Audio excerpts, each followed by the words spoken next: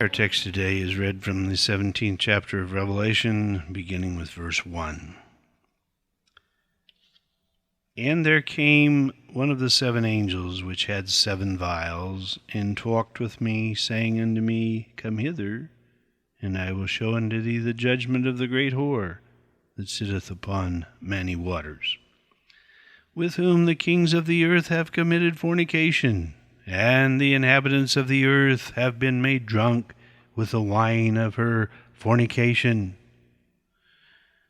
So he carried me away in the spirit into the wilderness, and I saw a woman sit upon a scarlet-colored beast, full of names of blasphemy, having 7 heads and 10 horns. And the woman was arrayed in purple and scarlet, and decked with gold and precious stones and pearls, having a golden cup in her hand, full of abominations and filthiness of her fornication. And upon her forehead was a name written, Mystery, Babylon the Great, the mother of harlots and abominations of the earth.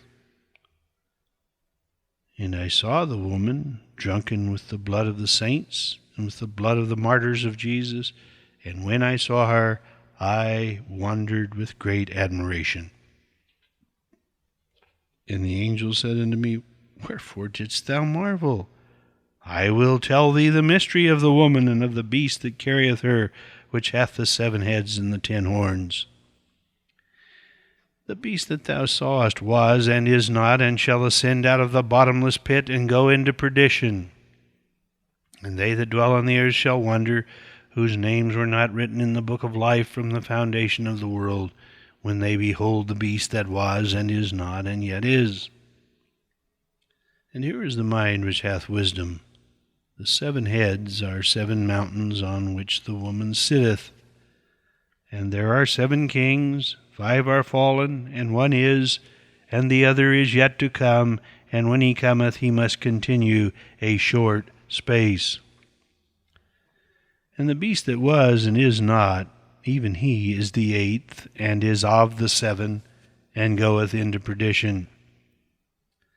And the 10 horns which thou sawest are 10 kings, which have received no kingdom as yet, but receive power as kings for 1 hour with the beast. These have one mind, and shall give their power and strength unto the beast. These shall make war with the Lamb, and the Lamb shall overcome them, for he is Lord of lords and King of kings. And they that are with him are called and chosen and faithful. And he said unto me, The waters which thou sawest, where the whore sitteth, are peoples and multitudes and nations and tongues. And the 10 horns which thou sawest upon the beast, these shall hate the whore, and shall make her desolate and naked, and shall eat her flesh, and burn her with fire, for God hath put it in their hearts to fulfill his will, and to agree, and to give their kingdom unto the beast, until the words of God should be fulfilled. And the woman which thou sawest is that great city, which reigneth over the kings of the earth. Could this picture that we have just seen of this whore be literal? Hardly. You may believe in the possibility of an actual woman who is so enormous that it takes 7 mountains to sit down on. If so, I worry about not only your doctrine, but your mind as well. Could this be talking about the 7 hills of Rome and the Roman Church? Well, of course, Rome is not literally Babylon. Babylon is in Iraq, or at least the plain of Shinar, as its name implies, was somewhere between the Tigris and the Euphrates and the Fertile Crescent. As for the metaphor, and whether the metaphor could refer to Rome, I have this answer. I am not a Roman Catholic. I have never been a Roman Catholic. I have no plans at this time, and no plans in the future, for that matter. I simply have no plans of ever becoming one. But I have some wonderful Christian friends who are Catholics. I know some very fine Christian priests who know the Bible as well or better than most ministers and who are fine pastors to their people. I know priests who understand and teach salvation by grace through repentance and conversion, and I know Catholics who know and believe that doctrine. Yes, that is inconsistent with some of the things that priests do in the performance of their duties, and it is true that the Roman Catholic Church is Christian plus some other things that are not Christian. But that is true of many churches, isn't it? Perhaps your own as well, if you had the honesty and the insight to see it and to admit it. Well, that's not to say that I am unaware of theological problems in Catholic dogma. Certainly there are some that cause one to be uneasy. But I'm not sure that the Mariolatry of the Catholic Church is any more idolatrous than the worshiping of money, health, and sleight of hand in the world of charismatic humanism. I'm concerned, as you are, and as most Catholics I know, about the instances of homosexuality and pedophilia among priests.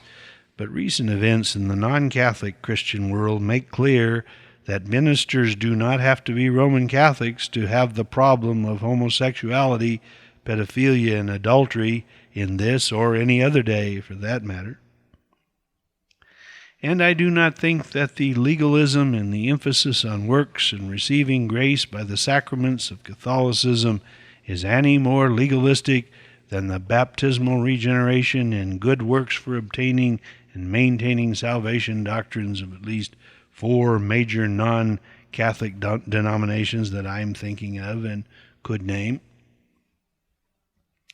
I do not think the maintenance of the Levitical type liturgy upon the altar is any more Old Testament in its doctrine than the Judaism of Christian Zionism, which has the Jewish people still being the chosen people of God under the New Testament, a well-defined heresy insofar as historic Orthodox Christianity is concerned. The belief of many Christian Zionists that Christ will rebuild the temple in Jerusalem, serve as his priest, even though Hebrews 8 plainly says that he could not, he will not. If he were on earth, he could not be a priest, it says, since he's not of Levi. That is more Old Testament in my view than anything I have seen in Catholicism. And the notion that Christ, the one who put away all animal sacrifices forever by the offering up of himself, will reinstitute animal sacrifices in that temple to fulfill some mistaken notion of an unfulfilled Old Testament promise to Israel, is of Jewish theological origin and was designed to brand Christ as an impostor and the cross as superfluous. Anything that upstages Christ and the cross and the heavenly sanctuary into which he has entered for us, and the church, which is his body and the pillar and the ground of truth, must be regarded as a form of blasphemy against Christ, the cross, and the blood of the cross, whether or not those who believe and teach it understand its implications. Now, those are not my conclusions alone. Zionism was denounced as Jewish fables and Jewish heresy by the Orthodox Fathers, including Augustine, and was proscribed from the doctrines of the Church. The Catholic doctrine of transubstantiation may be misguided and theological in error, and it is. Sacrilegious it may be, but it is not blasphemous, or at least not that I can see. It's based on a misinterpretation of the Scriptures that command the church to drink the wine, which is the blood shed for us, and eat the bread, which is the body broken for us. It is true that this Catholic doctrine is misguided at this point, and it's also true that the letter kills and the Spirit gives life.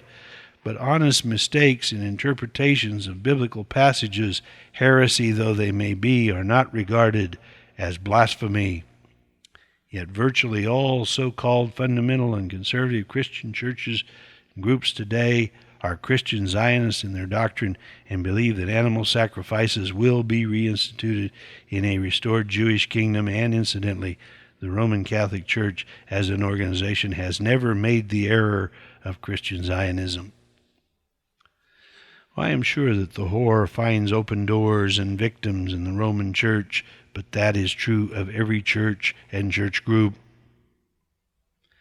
If one wants to know where the whore is and what her operation is, he should stop focusing singularly on Rome and include in his investigation the religious humanism of charismatic humanism, evangelism explosion, the church growth principle, religious humanism, all of these, Enlightenment theology, dialecticism, the theology of reason, so-called Christian psychiatry and psychology, the 12-step programs and other support group programs, Christian apologetics, neo-evangelicalism, the theonomy movement, the cell church movement, the antinomianism of Bob George, Reconstructionism, the open church movement, the citywide church movement, moral majorityism, Rush Limbauhism, the Christian right movement, and modern translationism. These are a few. There are others, but this will do for a start. And the useful thing about them is that some of all of these is to be found in every church. That, if taken seriously and examined honestly, will go a long ways toward answering the question of where the whore is and how she operates. Granted that an encyclical by the American bishops has called for the toleration of homosexuals in the priesthood, but Rome has rejected that document, has spoken out clearly on the subject, and has decided to repair rather than to accept this problem. It's an enormous problem for many reasons, and how they will fare remains to be seen, but at least there are leaders in the highest echelons of the Roman Catholic Church who have gotten on the right side of this issue and vowed to defend the Scriptures on this. Well, that puts them head and shoulders, position-wise, above at least half of the non-Catholic Christian world. There are problems in the Catholic Church, to be sure, but there are problems in churches everywhere today. Vatican II may not have changed many ancient and some recent theological problems in the Catholic Church, such as papal infallibility and the Immaculate Conception, the Assumption of Mary, and mandatory celibacy. But there's one major thing that it did change. Vatican II canceled the anathema against Catholic lay people studying the Bible on their own, and it encouraged Catholics not only to study it for themselves and among themselves, but with other non-Catholic Christians. This presents enormous opportunities that should not be neglected. It's a rare moment in history. Well, sure, there are dangers, but the Christian life is one of a soldier in warfare. God has not given us the spirit of fear, but of power and of love and of a sound mind. It's hard to stand with Christians on things which they are not willing to take a biblical position concerning. It should not be that hard to support them in areas where they do. Is the Roman Catholic Church the harlot church of Revelation? If the question is an honest one that seeks an accurate answer, then here it is. There is some harlot activity in the Catholic Church as there is in others, but the Roman Catholic Church is not the harlot church spoken of in Revelation 17 and 18. Not only is the Catholic Church a part of Christendom, but she has often been a champion. There have been eras when Catholicism carried forth the doctrines of the cross, the resurrection, the incarnation, the Holy Trinity, the vicarious atonement, and the blood sacrifice for sins, and an inspired and inerrant Scripture when she was virtually alone in doing so. There has never been a time that I am aware of, and there's not a Catholic church that I know of, where the virgin birth, the incarnation, the resurrection, baptism, the work of the cross and of the Holy Trinity is denied, and that certainly cannot be said of many major non-Catholic churches, many of them professing to be fundamental and conservative leaders only a few decades ago. Today, when Lutherans, Presbyterians, Congregationalists, Episcopalians, Methodists are ordaining lesbians, and many Baptists, First Christian, and other fundamental groups are discussing whether or not they should be accepted as members, the Catholic Church is holding the line against women ministers and is one of a sizable minority who oppose divorce and abortion. Do not get the impression that I am defending Roman Catholic dogma or that I am encouraging people to leave their churches and join up. I'm not doing that. It is neither my intention nor my desire to do that, and I will not be doing that. And I'm sure that Roman Catholic leadership neither needs nor wants that sort of patronization from me if it were my disposition. I am just as vocally critical of religious humanism and Catholicism as I am in non-Catholic Christendom. I am as scandalized by the false and tacky miracles that are being claimed by Catholics the world around today and the devastating impact on those who might otherwise take Christianity seriously, just as much so as I am by those in the world of charismatic humanism, but I am no more so. I think that is the point. I'm only trying to be fair and add some perspective to an issue that is all out of perspective regarding Rome and the harlot church. The whore, a worldwide and church-age-long phenomena, is the false world of religious humanism, and she has a beachhead established in every church. That includes the Catholic Church, but it also includes your church and mine. The great whore is a worldwide system cavorting with men in high places, ruling vindictively over the people of this earth. The 7 hills are the religious high places of the earth. The waters where the whore sitteth are the peoples and kindreds and nations and tongues of this world. There are 7 kings, and this represents the whole rulership of this world. 5 are fallen, 1 is, another is yet to come, and when he comes he will continue for a short space, and will be the 8th, and he shall be of the 7. This is very simple imagery when you understand it. Humanism, chosen by man in the garden from the tree of the knowing of good and evil, by experience and human reason, had existed through 5 dispensations up to the time of Christ. There was the first, which was Adam to Noah, then from Noah to Abraham, that was the second, Abraham to Moses, which was the third, Moses to David, which was the fourth, and David to Christ, which was the fifth. Then, because of the resurrection, the civilized world turned to the Christian religion, and it appeared that humanism had suffered its fatal blow. This is very much like the fatal wound in the head a few chapters back. But humanism has made a comeback. The 6th king, 6 is the number of man, is that present kingdom of the beast with his court, the kings of this earth. In the day of Christ's return and of judgment, the dragon, the 7th king, will step forward. He and the 6 of his operations that have gone before will combine to form the 8th, the united kingdom of the dragon from his before time and history fall. Now the 8th, after the 7th, is a literary device used throughout the Bible, particularly the Old Testament, to represent a culmination and a consummation after time and history. Now some of that, having to do with the new creation that begins after the death of the old, constitutes present considerations, because eternity has already come to the soul and the spirit through death, burial, and resurrection, both in justification and potentially, at least for every man, in sanctification. That is a far-reaching subject with many divisions, and it's not specifically what we're looking at just now. What we have in this passage is the assembling of all the forces of the dragon at the end of time and history. He thinks he is the one who called his forces together because he thinks he is going to defeat Christ and assume control.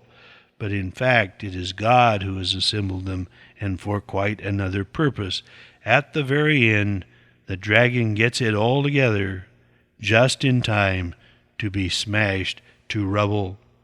When this moment occurs, God will destroy him, said St. Paul in 2 Thessalonians 2 and verse 8, with the word of his mouth and the brightness of his coming. The duration of the dragon as visible king, the seventh kingdom, and the completion and the unification of his age-long quest into one great army, the eighth kingdom, is of short duration. It's for the short space of final judgment and destruction in the lake of fire. The point is that it is going down, this seven-headed kingdom, to destruction. It will be defeated by the Lamb and his hosts. And who are these hosts? Next time we shall see.